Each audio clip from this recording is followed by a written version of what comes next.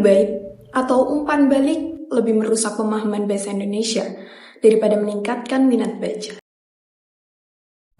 Clickbait atau umpan balik merupakan sebuah teknik penulisan judul yang dibuat semenarik mungkin yang biasanya dibuat dengan menggunakan kata-kata provokatif. Membiarkan sebuah makna menggantung, menggunakan frase yang membuat pembaca penasaran atau memberikan janji informasi yang dilebih-lebihkan adalah sebuah contoh jelas dari umpan balik. Strategi umpan balik ini tidak berdiri sendiri. Ia adalah sebuah bagian dari ekonomi perhatian, yang dimana perusahaan media berlomba-lomba untuk mendapatkan klik sebanyak mungkin untuk tujuan ekonomi, seperti iklan ataupun interaksi pendapatan di media sosial.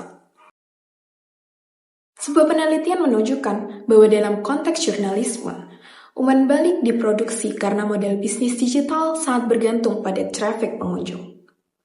Permasalahan muncul ketika sebuah judul tidak lagi mencerminkan isi artikel secara akurat. Akibatnya, para pembaca mungkin merasa tertarik untuk mengklik tapi tidak memahami informasi secara utuh dan juga benar. Beberapa penelitian telah mempelajari hubungan antara umpan balik dan juga minat baca, terutama pada generasi muda. Sebuah studi pada generasi Z di Jakarta, di mana penelitian di Jakarta ini menunjukkan bahwa sebuah umpan balik jurnalisme memiliki pengaruh positif terhadap minat baca generasi Z. Dalam arti bahwa semakin banyak umpan balik, semakin besar pula kemungkinan generasi Z untuk membuka tautan berita. Hasil lain dari penelitian tersebut juga menunjukkan bahwa pembaca sering tidak membaca isi berita secara mendalam. Mereka hanya berhenti pada judul atau paragraf pertama, dan juga pemahaman terhadap isi berita tidak meningkat secara signifikan dan perlu untuk dipertanyakan. Dengan kata lain, angka klik memang meningkat, tetapi minat baca yang sesungguhnya, yaitu membaca sampai memahami isi dan juga konteks berita, tidak serta-merta naik. Penelitian lain yang dilakukan pada pelajar menunjukkan hal yang serupa. Hasilnya menunjukkan bahwa meskipun respon klik terhadap judul umpan balik ini tinggi, sisanya dipengaruhi faktor lain seperti motivasi pribadi, kualitas isi berita, dan juga cara pembaca memproses informasi. Permasalahan tidak hanya berhenti pada jumlah klik. Dampak yang lebih serius adalah pergeseran kebiasaan dan juga kualitas pemahaman bahasa. Permasalahan tidak berhenti pada jumlah klik. Dampak yang lebih serius adalah pergeseran kebiasaan dan juga kualitas pemahaman bahasa. Clickbait atau umpan balik ini menyajikan bahasa yang tidak tepat dan juga tidak lengkap, karena banyak sekali judul umpan balik yang secara struktural tidak mengikuti kaidah bahasa Indonesia yang baik dan juga benar. Misalnya, frase yang tidak lengkap, pemilihan diksi yang berlebihan, atau penggunaan kalimat yang membingungkan.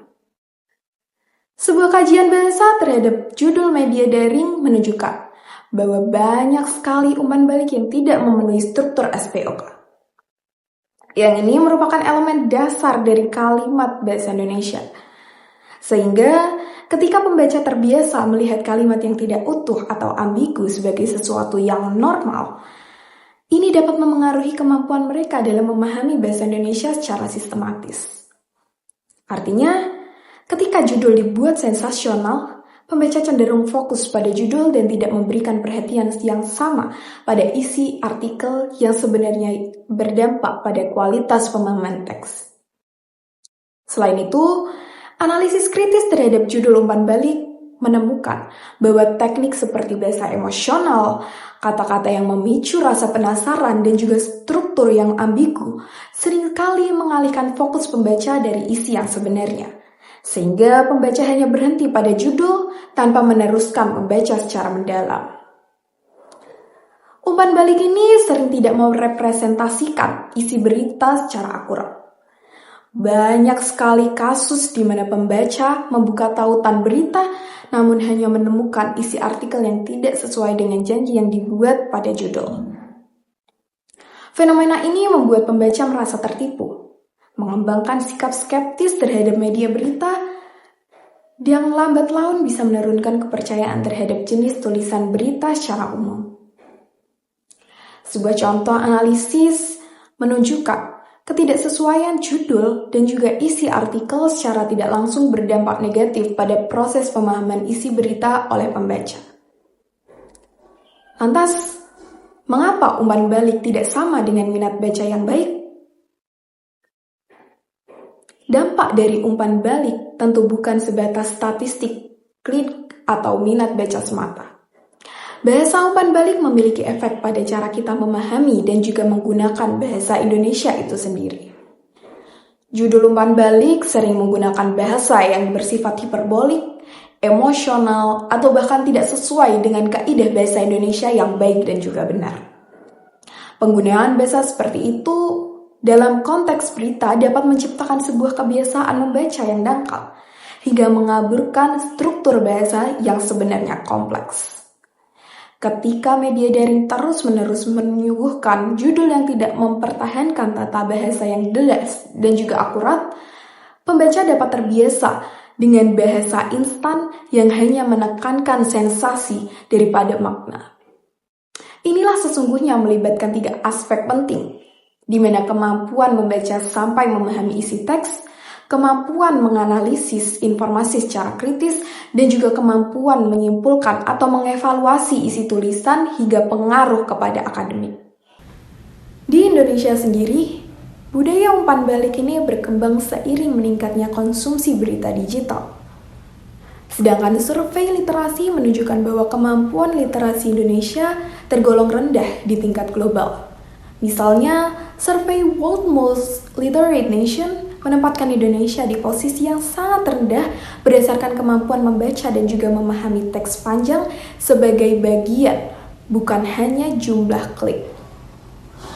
Umpan balik tidak hanya soal gaya penulisan, dampaknya lebih dalam, di mana ia dapat mengaburkan kaidah bahasa Indonesia karena kesalahan struktur kalimat, diksi yang hiperbolis, serta judul yang ambigu membuat pembaca sering menerima bahasa tidak baku sebagai sesuatu yang biasa.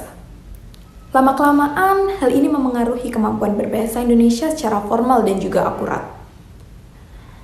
Yang kedua yaitu menurunkan kemampuan literasi kritis.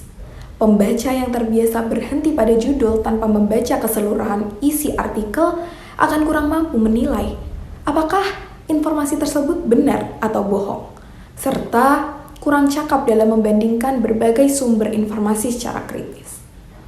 Yang ketiga yaitu mendorong konsumsi cepat, bukan pemahaman yang mendalam. Model konsumsi informasi digital yang mementingkan kepentingan membuat pembaca memberikan respon cepat terhadap judul sensasional tanpa mempertimbangkan konteks dan juga isi teks secara utuh. Sebagai mahasiswa dan generasi aktif yang menggunakan media digital, kita perlu mengambil sikap yang bijak. Bedakan antara klik dan juga membaca yang bermakna. Klik bukanlah indikator terhadap pemahaman isi artikel. Biasakan untuk membaca secara utuh dan juga sistematis, dan jangan hanya berhenti pada judul. Gunakan bahasa Indonesia yang baik dan juga benar, baik saat menulis maupun saat menilai sebuah berita. Media berita juga perlu untuk menyediakan sebuah judul yang informatif, akurat, dan juga representatif, lebih layak dipilih, dan bukan judul sensasional semata. Berdasarkan data dan juga fenomena yang terjadi di lapangan, bahwa umpan balik lebih banyak berdampak negatif pada pemahaman bahasa Indonesia daripada benar-benar meningkatkan minat baca yang bermakna. Umpan balik memang menarik perhatian, tetapi tidak menjamin pemahaman bahasa Indonesia dan juga isi berita secara mendalam.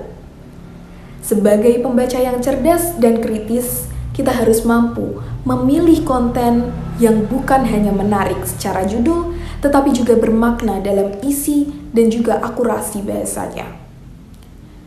Terima kasih atas perhatiannya. Saya Lina dengan NIM akhir 024. Wassalamualaikum warahmatullahi wabarakatuh.